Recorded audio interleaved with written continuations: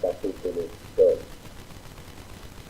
Ao cumprir-se o dia de Pentecostes, estavam todos reunidos no mesmo lugar. De repente veio do céu um som, como de um vento impetuoso, e encheu toda a casa onde estavam assentados. E apareceram distribuídas entre eles línguas como de fogo, e pousou uma sobre cada um deles. Todos ficaram cheios do Espírito Santo e passaram a falar em outras línguas, segundo o Espírito lhes concedia que falassem.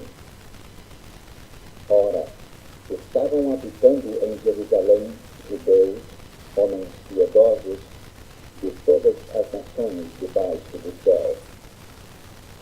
Quando, pois, se fez ouvir aquela voz, afluiu a multidão que se possuía de perplexidade, porquanto cada um os ouvia falar na sua própria língua.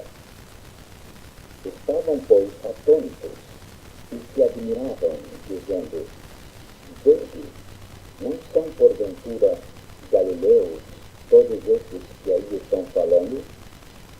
E como os ouvimos falar, cada um em nossa própria língua materna, partos